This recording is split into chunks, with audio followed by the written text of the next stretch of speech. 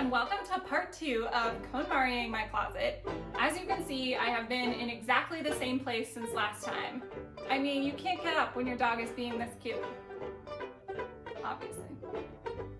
Alright, let's take a second to talk about this yellow cotton sack gown. This is another one of those things that I sort of made just for fun, and it is so beautiful and I love it so much. I think the thing that I struggle with the most about sack gowns is that I absolutely love to make them. They're one of the worst things to have in your closet if you are low on space. So as much as I want to keep this, it might make sense to let it go. Letting it go means having the space to make a new one. I think I might price this one realistically than some of the other things that I'm gonna post on my Etsy, just because if it doesn't sell because I priced it too high, I will be ecstatic.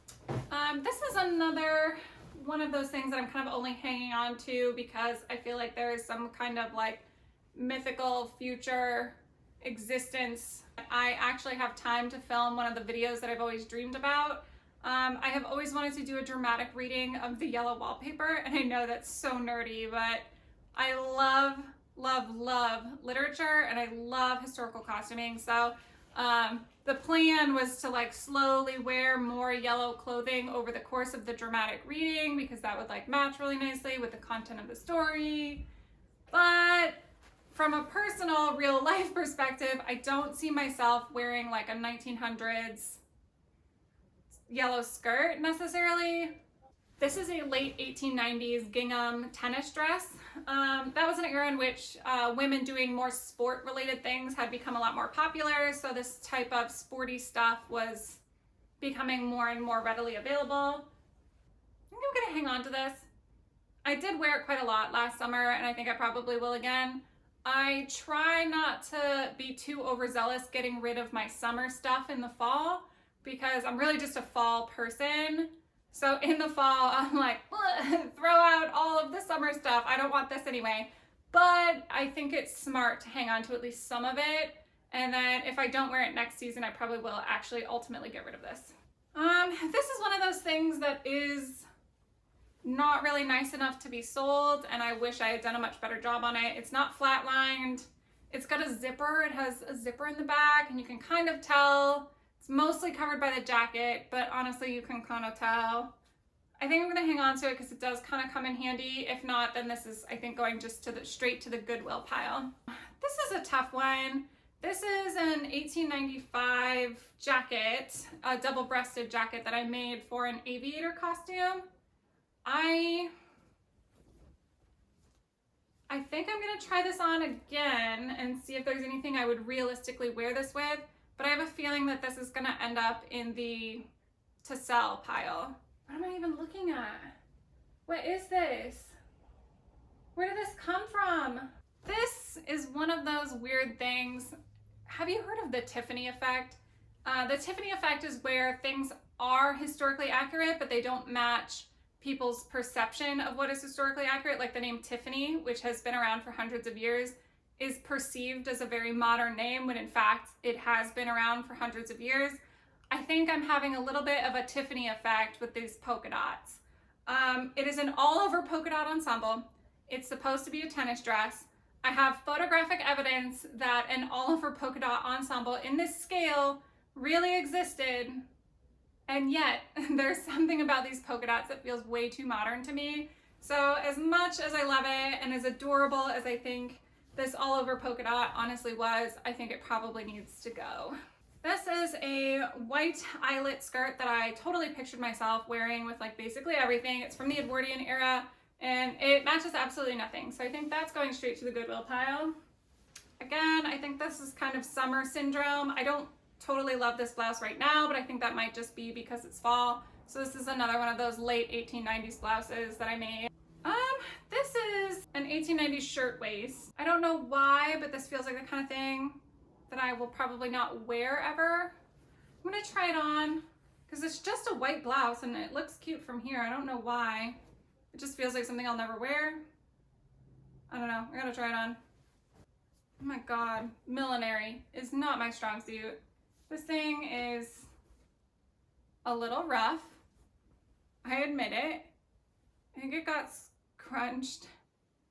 This is probably destined for just like the trash heap. I don't know that anyone could like realistically repurpose this into something sensible. So I think that this is probably gonna have to go in the garbage. This is one of my more recent makes. It has a ton of insertion lace on it and I think it's really pretty. I wear this blouse all the time. I'll probably continue to wear this blouse all the time. I think it's super telling that the buttons are in the front and they are functional, whereas all the other ones close down the back and I never wear them because they're not functional. So I originally got my start in historical costuming through 18th century stuff. I think what happened was I discovered American Duchess, so thank you to Lauren and Abby, and I decided that what I really wanted to do was make a complete 18th century wardrobe.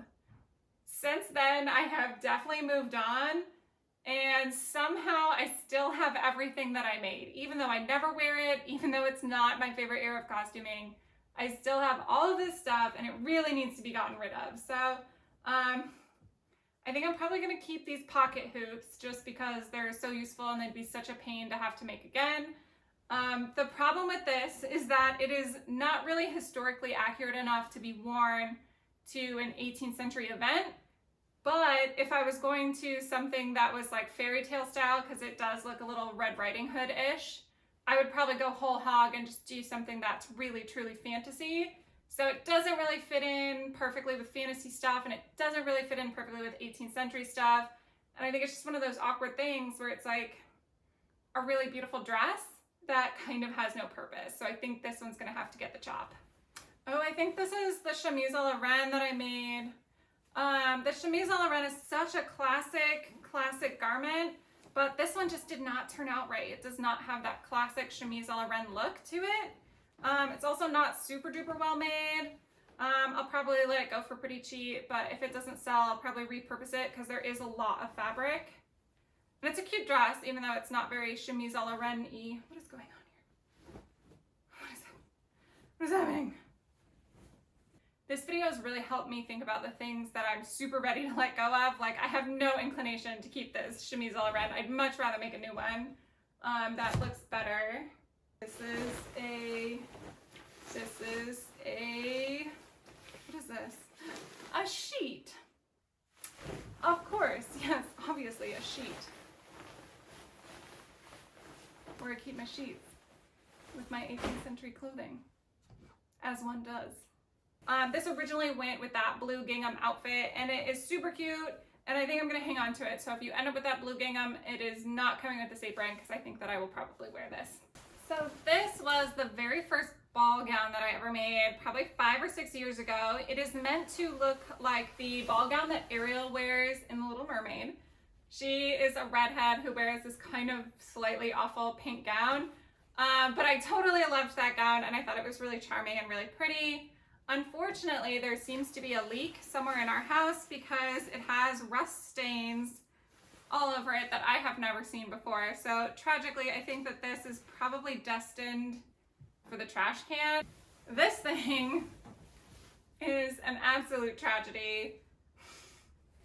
So this was what I wore to Ren Fair the first year that I moved to Seattle. I was not going for historical accuracy at all.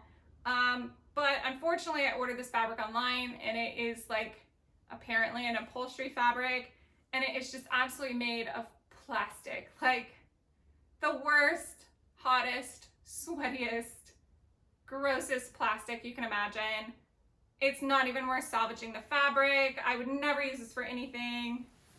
I think that this is like a straight to the garbage can with the type affair. I would not subject anyone to this horrible dress. At this point, I have been working on my closet for like 3 or 4 hours now. I think I'm gonna have to call it a day and I will see you tomorrow for day 2. Okay, it was a lot harder to come back to this on the second day. I've made a ton of progress, but it's really daunting to think about the fact that I still need to like sit down and like list all of the things that I know I don't want on Etsy and all of that. So I'm hoping today, at the very least, I can finish sorting through everything. This skirt I made pretty recently. It has some soutache detailing at the waistline. I actually really love this skirt, and I know that I'll definitely wear it a lot because it's a nice wearable length that I wear on a daily basis. So I'm definitely keeping that. I love this dress. This is a recent one. I made this past summer. It's one of those like Edwardian white dresses. They're like lingerie dresses or whatever they're called, and it's so pretty. I can't believe I didn't already have one of these dresses, and I kind of made this at the last minute for a picnic, thinking that I would just wear it like once, but actually I can definitely see myself wearing this like every summer, so I'm really excited about this dress. And of course I will be hanging on to it. This one is my very first 18th century dress project. I think actually it came out surprisingly good considering it was my very first try, and it's pretty well made. I don't know if I necessarily see myself wearing it again. I think if I go to the Colonial Festival, that's really the only time I can picture myself in this dress. And I wore this to the Colonial Festival last year, so I don't know that I necessarily want to wear this like every year, so I'll probably be making something new. It also has this sad tear. I think it was not reinforced very well right there. I must have had too much stress on that spot and it just like ripped. I'm a little torn about this one because I do think it's really cute. I meant it to be kind of a springish feeling look, and it has this matching blouse, and it's totally a cute outfit, and it looks really good together. The blouse I think needs some work before I'd wear it again. It's another one of those blouses that doesn't have a complete set of closures up the back, and I really found out that I don't like blouses like that, and I don't usually end up wearing them under jackets like you're supposed to. I think I'm gonna hang on to this outfit for now, and then if I haven't worn it by the next time I do one of these closet clean outs, it's probably gonna get the chop. This belongs to a bathing costume. It doesn't fit that great. Honestly, I think I'm gonna let this go pretty inexpensively because I don't think it's gonna fit anyone particularly well, so whoever ends up with this is definitely gonna have to deal with a lot of fit issues. So I'll let this go pretty cheaply. Lobster bustle tail. You can get these on Amazon, believe it or not. This is an 1890s vest. I made this pretty recently for some explorer themed clothes, a project which I technically have not finished yet. So I'm definitely hanging on to this because the 1890s is my favorite era right now. This is the new American Duchess wrap cape from 1910, and it's really cute. I think it's a little harder to wear than I was anticipating. And I would not recommend making that cape out of wool because it was really difficult to deal with the pleating at the front. So I'm gonna hang on to that because I do think I'll wear it, and it was kind of a hard one project. And I think it's probably time to address this mess. I talked about, this is probably the heaviest thing that I've ever made. It's made out of like 10 or 12 yards of pink satin, and it's lined, and there's 3 or 4 different layers in here, and this is the one that unfortunately I do not think is salvageable. The hem is pretty filthy. There aren't any like big pieces of fabric to salvage from it. It's done in like these panels, and then the hem is like a dripping frosting is the idea behind that. And as much as I absolutely hate to say it, I think that this is one of those things that probably is just gonna need to go in the garbage can. And I'm gonna try so hard to make sure that I don't make anything else that turns out this way that's just like unwearable and pointless and nobody else would want it, and it's a terrible, terrible thing to have to throw away this much fabric. Unfortunately, is going in the trash. Yeah, it's definitely the most uncomfortable costume I've ever worn. Is that true? I feel like I've worn some pretty terrible things. Oh, this one. It's a transforming gown. So the outside is like a cocoon, I think was my theory, so it's gray, and then the inside is a butterfly themed. So you can see that it's like a second costume, and the first look doesn't look that good. You have to like carefully fold all of the butterfly fabric like into the bodice, and it looks really lumpy. So it wasn't necessarily that well executed as far as transforming dresses go, but obviously there's no pattern for anything like this, so it was like pretty cool, I think, to be able to execute something like this. I'd like to do a transforming gown again at some point in my life. It's one of those things that's very hard to sew, I think, when you don't have anywhere to wear it. So yeah, I think this one is kind of a sentimental piece for me. So I think I'm for sure gonna hang on to the transforming dress. This is a cool costume. This was also one of my first 18th century dresses that I ever made. I think that sewing wise, it's okay. Like, I didn't do a terrible job on it. Like, the hem is a little rough for sure. And the inside is definitely finished with modern finishing techniques. But I think stylistically, this is like one of the prettier 18th century things I've ever made. I think I'm gonna hang on to this until I have something else that I've made that I like better or equally to this. This one's for sure gonna go. I wanted like a nice dark burgundy, and I ended up with this like very Christmassy red. I also didn't have a pin board to press velvet, so all of the seams are like a little bit bumpy and not super great looking. And also I think the straps are like ripping. Yeah, the strap ripped in the back. This is kind of a mess.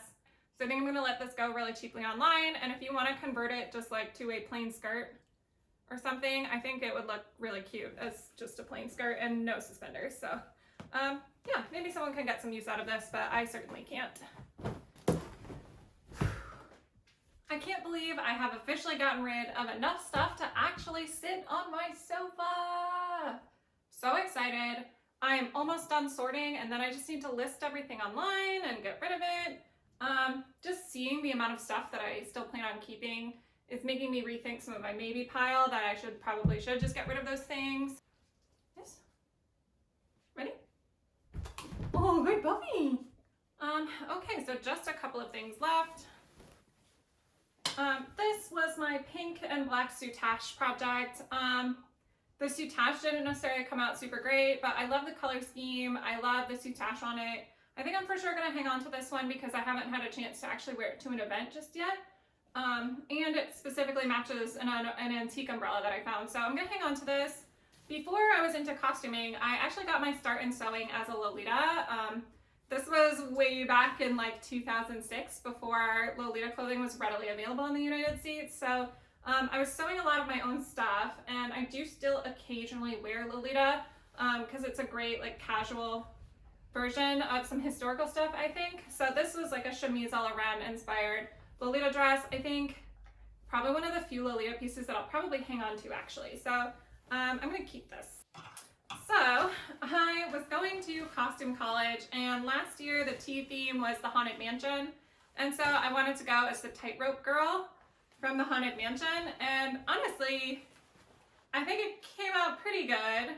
The skirt is a little too long and the hem is uneven because I did the classic circle skirt mistake of I made the skirt and didn't hang it and let the hem fall and then recut the hem. So now the hem is a little uneven.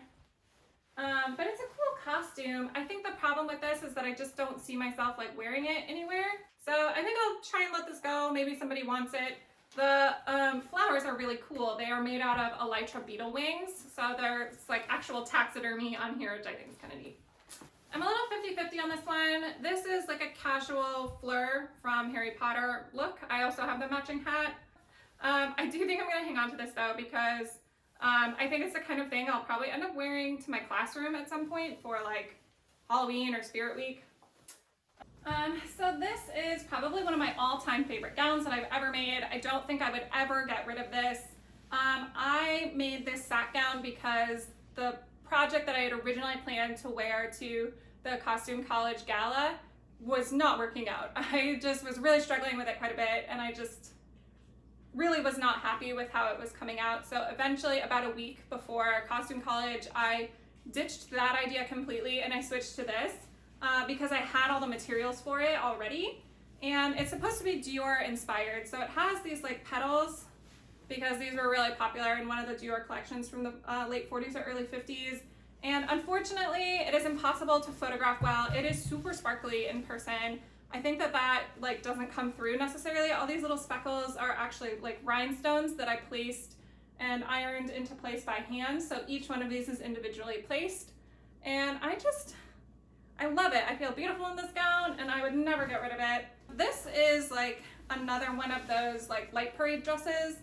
So I think I'm just gonna take the lights out and the rest is gonna go in the trash. Kind of a shame for all this tulle.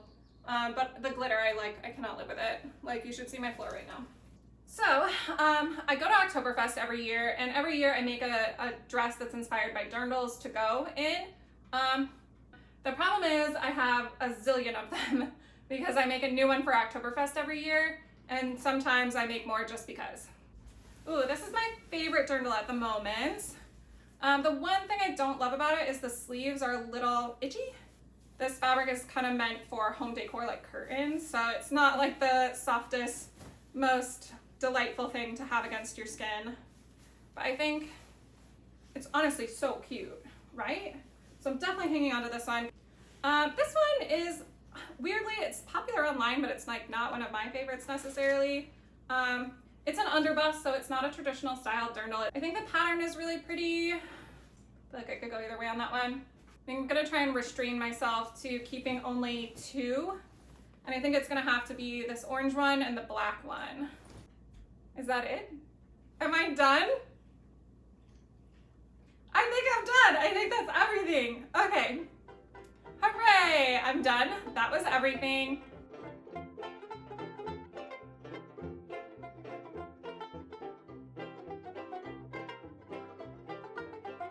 So that completes part 2 of Konmari-ing my closet.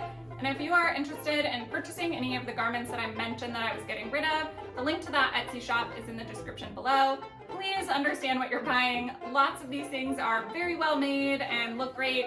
Lots of them are not very well made because I am not an expert seamstress. So everything is priced according to how well made it is or how much work needs to be done to it in order to make it functional.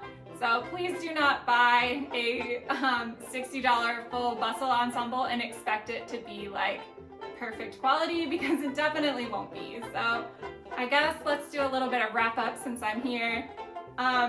This was kind of an enormous undertaking, which I knew it would be when I started this video, but it has been so much more work than I thought it would be. And I think the really tough part for me is that it just utterly destroyed the rest of my house and made it impossible to get anything else done while I was waiting to finish this project. So I'm really relieved to be done with it and to have space in my wardrobe for new stuff. So thank you so much for watching, and I will see you next time.